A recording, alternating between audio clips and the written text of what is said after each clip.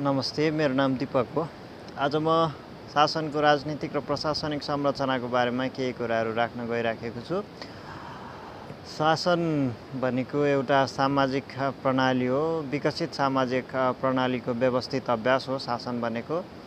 शासन सञ्चालनमा सरकारको भूमिका रहन्छ र सरकारमा राजनीतिक र प्रशासनिक संरचना रहन्छन्। आज हामीले राजनीतिक र प्रशासनिक संरचनाको बारेमा कुरा गर्छौँ। राजनीतिक संरचना भनेको शासन सञ्चालनको मुख्य कर्ता हो। जनताको सार्वभौम अधिकार अर्थात् राज्यको सार्वभौम अधिकारको प्रयोग शासनको राजनीतिक संयन्त्रले गर्ने गर्दछ। तसर्थ शासनको राजनीतिक संयन्त्र शासन सञ्चालनमा विशिष्ट हुन्छ। शासनको राजनीतिक संयन्त्र शासकीय स्वरूप अनुसार पृथक पृथक हुने गर्दछ। शासन एकात्मक, सङ्घात्मक, लोकतान्त्रिक, निरङ्कुश आदि विभिन्न किसिमका हुने गर्दछन्। यस्ता शासकीय पद्धति अनुसार नै शासनमा राजनीतिक संयन्त्र र प्रशासनिक संयन्त्रको भूमिका निर्धारण हुने गर्दछ। उदाहरणको लागि निरङ्कुश शासन पद्धतिमा शासनको राजनीतिक संयन्त्रको भूमिका भन्नाले जुन शासक हुन्छ र उसका सहयोगीहरू हुन्छन्, उनीहरूले निभाउने काम भूमिका खास गरिकन शासकको स्वविवेक नै शासनको राजनीतिक संयन्त्र हो। तर यसको विपरीत लोकतान्त्रिक पद्धतिमा शासनको राजनैतिक संयन्त्र भनेको राजनैतिक दलहरू, उनीहरूको चाहिँ राजनैतिक दलहरूको प्रतिस्पर्धा, राजनैतिक दलहरूको आन्तरिक लोकतन्त्र, विभिन्न राजनैतिक सङ्गठनहरू, विभिन्न लोकतान्त्रिक सङ्गठनहरू आदि कुराहरू पर्दछन्। विभिन्न राजनैतिक पदाधिकारीहरू, यिनीहरू पनि राजनैतिक संयन्त्र अन्तर्गत पर्दछन्। अब तर जुनसुकै खालको शासकीय स्वरूप भएपछि पनि शासनको राजनैतिक संयन्त्र अन्तर्गत राज्यको राजनैतिक प्रणाली अथवा राजनैतिक चेतना, राष्ट्र प्रमुख, राज्य प्रमुख तथा उनीहरूका सहयोगीहरू, यिनीहरू चाहिँ अवश्य रूपमै पनि राजनीतिक प्रणाली अन्तर्गत रहने गर्दछन्। अब हामी शासनको प्रशासनिक संरचनातर्फ जाउँ। शासनको प्रशासनिक संरचना भनेको शासन सञ्चालनमा राजनीतिको सहयोगी संयन्त्र हो, सरकारको सहयोगी संयन्त्र हो। शासनको प्रशासनिक संरचना भनेको कर्मचारी तन्त्र हो र अझ स्पेसिफिक रूपमा भन्नुपर्दा सार्वजनिक कर्मचारी तन्त्र चाहिँ शासनको प्रशासनिक संरचना हो। सरकारी कार्यालयहरू, प्रशासनिक कार्यालयहरू, यिनीहरूको काम र प्रशासनिक पदाधिकारीहरू, तिनीहरूको काम कर्तव्य अधिकार, तिनीहरूले जुन गर्ने कार्य सम्पादन गर्दछन्, त्यो कार्य सम्पादनलाई मार्गदर्शन गर्ने चाहिँ नीतिहरू, यी सबै चाहिँ प्रशासनिक संरचना अन्तर्गत पर्दछन्। शासनको प्रशासनिक संरचना कस्तो हुने भन्ने कुरा पनि शासनको राजनैतिक स्वरूपले अथवा शासनको शासकीय स्वरूपले चाहिँ निर्धारण गर्ने गर्दछ। कतिपय देशहरूमा प्रशासनिक संयन्त्रले स्वतन्त्र रूपमा काम गर्न पाउँदैन। राजनीतिक प्रणाली, राजनीतिक संस्कार स्थापना नभइसकेका मुलुकहरूमा प्रशासन संयन्त्र राजनीतिको दबावमा रहन्छ र स्वतन्त्र रूपमा काम गर्न पाउँदैन भने लोकतान्त्रिक मुलुकहरूमा प्रशासन संयन्त्रले स्वतन्त्र रूपमा काम गर्न पाउँछ। अब चाहिँ हामी शासनको राजनैतिक संयन्त्रको काम अर्थात् शासनमा राजनैतिक संयन्त्रको भूमिकातर्फ जान्छौँ। शासनमा राजनैतिक संयन्त्रले के गर्छ भन्दा राजनैतिक संयन्त्रले शासनको नेतृत्व गर्ने काम गर्दछ। शासनको स्वरूप कस्तो हुने भन्ने कुरा निर्धारण गर्ने काम गर्दछ। सार्वजनिक नीति तर्जुमा गर्ने काम गर्दछ। राजनीतिक संयन्त्रले नागरिकहरूप्रतिको उत्तरदायित्व निर्वाह गर्ने काम गर्दछ, जसबाट नागरिकहरूको सार्वभौमिक अधिकार प्रयोग गर्ने राजनैतिक संयन्त्रले उनीहरूप्रति जिम्मेवार हुनुपर्छ भन्ने मूल्य मान्यता स्थापित हुन्छ। यस्तै राजनीतिक संयन्त्रले देशको स्वतन्त्रता, सार्वभौमता, भौगोलिक अखण्डता जस्ता कुराहरूलाई एकताबद्ध गर्ने र अझ सुदृढ गर्ने काम पनि गर्दछ। राज्यको राजनीतिक आर्थिक सामाजिक उपलब्धिहरूको रक्षा सुदृढीकरण र विकास गर्ने काम पनि राजनीतिक संयन्त्रले नै गर्ने गर्दछ। त्यस्तै आर्थिक विकासको मोडल निर्धारण गर्ने काम, सामाजिक सांस्कृतिक चाहिँ सद्भाव कायम गर्ने काम पनि राजनीतिक संयन्त्रले नै गर्दछ। सामाजिक सांस्कृतिक सद्भावको माध्यमबाट जुन सभ्य समाजको निर्माण गर्ने काम पनि राजनीतिक संयन्त्रले नै गर्ने गर्दछ। त्यस्तै गरी देशको प्राकृतिक स्रोत साधनहरूको संरक्षण र स्रोत साधनहरूको दिगो परिचालन गर्ने काम पनि राजनीतिक संयन्त्रले नै गर्ने गर्दछ भने अन्य स्रोत साधनहरूको चाहिँ प्रक्षेपण, परिचालन र प्रबन्ध गर्ने काम पनि राजनीतिक संयन्त्रले नै गर्ने गर्दछ। यसै गरी अन्तर्राष्ट्रिय सम्बन्ध स्थापना गर्ने काम पनि राजनीतिक संयन्त्रले नै गर्ने गर्दछ। अब हामी राजनीतिक संयन्त्रपछि प्रशासनिक संयन्त्रले के गर्छ त शासनमा भन्ने कुरा गर्छौँ। प्रशासनिक संयन्त्रले चाहिँ सार्वजनिक नीति तर्जुमा गर्न सहयोग गर्ने काम गर्दछ राजनीतिक संयन्त्रलाई।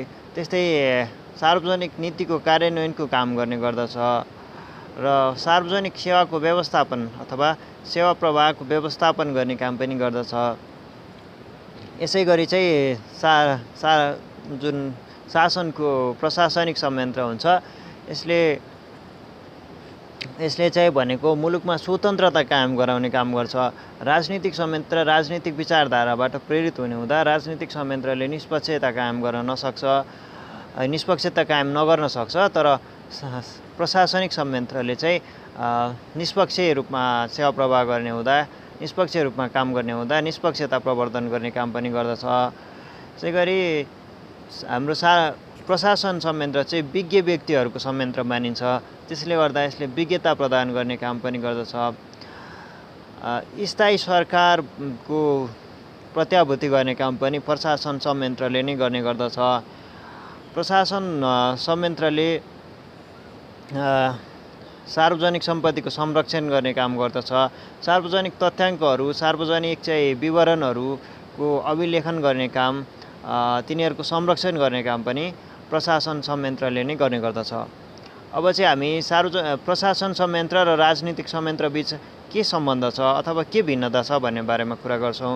पहिला भिन्नताको कुरा गर्न पर्दा राजनीतिक संयन्त्र चाहिँ शासनको नेतृत्वकर्ता संयन्त्र हो भने प्रशासन संयन्त्र चाहिँ शासनको सहयोगी संयन्त्र हो, सरकारको सहयोगी संयन्त्र हो।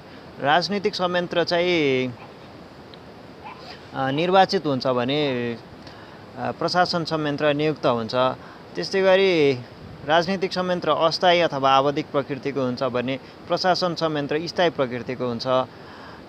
राजनीतिक संयन्त्र चाहिँ अवैतनिक हुन्छ, राजनीति भनेको सेवा हो अथवा देशप्रतिको समर्पण हो भने प्रशासन संयन्त्र चाहिँ वैतनिक हुन्छ।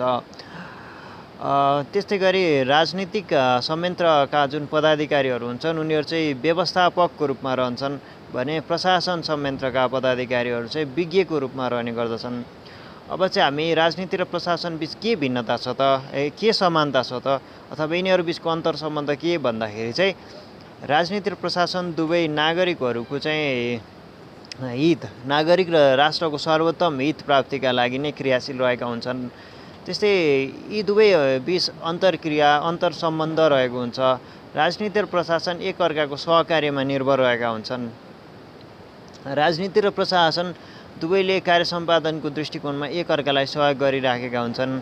सार्वजनिक नीति निर्माणमा प्रशासनले राजनीतिलाई सहयोग गरिराखेको हुन्छ भने सार्वजनिक नीतिको कार्यान्वयन र चाहिँ सार्वजनिक सेवाको व्यवस्थापनमा प्रशासन संयन्त्रलाई राजनीतिले सहयोग गरिराखेको हुन्छ।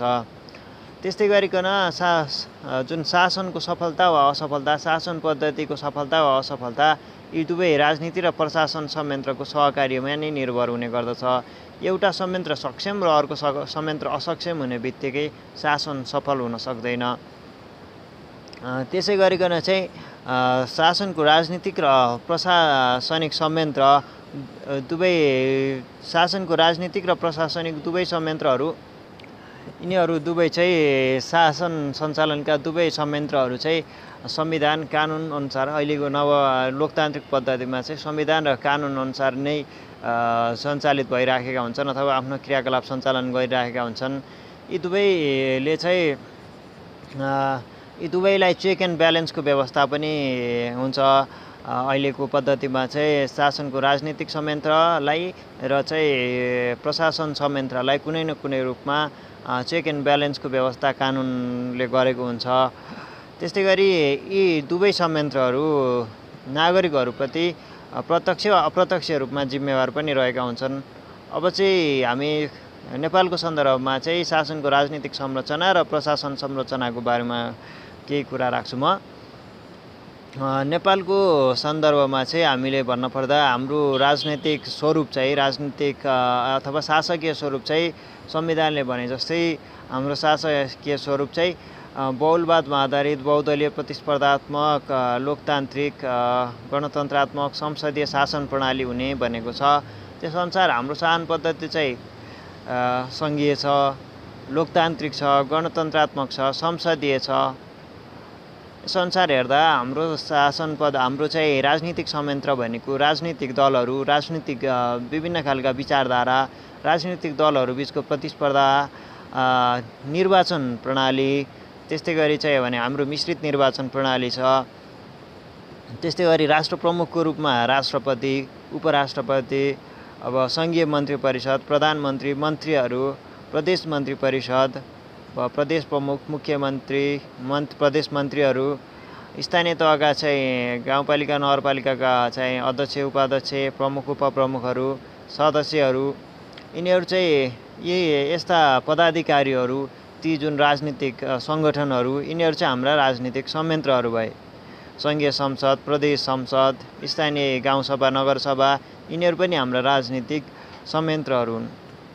यिनीहरूले गर्ने काम चाहिँ राजनीतिक संयन्त्रको शासनमा भूमिका हो। हाम्रो हिसाबले जुन संसदले कानुन बनाउने काम गर्छ, दुईवटा सदनहरू मिलेर कतिपय नीति निर्णयहरू पास गर्नुपर्ने हुन्छ, तिनीहरू चाहिँ शासनको राजनीतिक संयन्त्रको शासनमा भूमिका हो। एक हिसाबले सरकारले गर्ने निर्णयहरू वा त्यस्तै गरी चाहिँ अब शासनको प्रशासनिक संयन्त्र चाहिँ हाम्रोमा कस्तो छ त भन्दाखेरि हाम्रोमा शासन सङ्घीय सरकार अनुसार नै सरकारको सहयोगी संयन्त्रको रूपमा रहने प्रशासन संयन्त्र पनि हाम्रोमा सङ्घ प्रदेश र स्थानीय तहमा नै विभाजित छ अथवा सङ्घ प्रदेश र स्थानीय तहमै कार्यरत छ। अब संविधानले नै सङ्घ प्रदेश र स्थानीय तहले नै आफ्नो सार्वजनिक सेवा सञ्चालन गर्नका लागि सरकारले सरकारी सेवाहरूको गठन गर्न सक्ने भन्ने कुरा उल्लेख गरेको छ। हाम्रोमा कर्मचारी तन्त्र अन्तर्गत निजामती सेवा, सेना, प्रहरी तथा अन्य विभिन्न सरकारी सेवाहरू रहेका छन्। यिनीहरूले चाहिँ नागरिकलाई सेवा प्रवाह गर्नका लागि, राज्यको रक्षाका लागि आफ्ना क्रियाकलापहरू सञ्चालन गरिराखेका हुन्छन्। खास गरिकन निजामती सेवाको हिसाबमा चाहिँ हाम्रो सङ्घ प्रदेश र स्थानीय तहमा नै कर्मचारी समायोजनको काम भएको छ र लोकसेवा आयोगले चाहिँ सङ्घीय लोकसेवा आयोगले चाहिँ सङ्घका कर्मचारीहरू नियुक्ति गर्ने र प्रदेशका लोकसेवा आयोगले प्रदेश र स्थानीय तहका कर्मचारीहरू नियुक्ति गर्ने व्यवस्था संविधानले गरेको छ।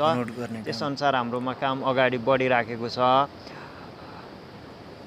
र अब हाम्रो जुन संविधानले अनुसूचीहरूमा उल्लेख गरेका जुन कामहरू छन् तिनीहरू कामहरू नै प्रशासन संयन्त्रले सङ्घको प्रशासन संयन्त्रले चाहिँ सङ्घको जुन संविधानको अनुसूची 5 मा उल्लेख गरेका कामहरू, 7 मा उल्लेख गरेका कामहरू, 9 मा उल्लेख गरेका कामहरू गर्ने काम गर्छ भने अब प्रदेशको कर्मचारी तन्त्रले प्रदेश सरकारलाई सघाउनका लागि चाहिँ अनुसूची 6 मा, अनुसूची 9 मा, अनुसूची चाहिँ 7 मा उल्लेख गरेका कामहरू गर्ने काम गर्दछ।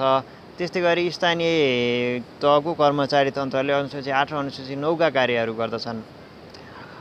ती बाहेक अब सङ्घको कर्मचारी तन्त्रले सङ्घीय सरकारलाई सघाउनका लागि अथवा समग्र कर्मचारी तन्त्रको व्यवस्थापनका लागि विभिन्न खालका कामहरू गर्दछ भने स्थानीय कर्मचारी तन्त्रले चाहिँ सेवा प्रवाहका कामहरू गर्न सक्छ। यी बाहेकका र प्रदेशको कर्मचारी तन्त्रले चाहिँ सङ्घ र स्थानीय तहबीच समन्वयका काम गर्न सक्छन्। तर विशिष्ट रूपमा भन्नुपर्दा जुन संविधानले अनुसूचीहरूमा उल्लेख गरेका छन् तिनै काम नै आफ्ना आफ्ना कर्मचारी तन्त्रले गर्ने हो। र अब त्यो बाहेक आकस्मिक क्रियाकलापहरू आकस्मिक कामहरू पनि कतिपय कर्मचारी तन्त्रले गर्नुपर्ने हुन्छ। आज चाहिँ मैले नेपालको सन्दर्भलाई समेत थोरै जोडेर मात्र शासनको राजनीतिक र प्रशासनिक संरचनाको बारेमा केही कुराहरू राखेँ। अब तपाईँहरूलाई कुनै थप्नुपर्ने अथवा मैले भनेको कुराहरूमा कुनै कमजोरी भएको लाग्छ भने कमेन्ट गर्नुहोला। मैले अन्य भिडियोहरूमा सुधार्ने प्रयास गर्नेछु। धन्यवाद।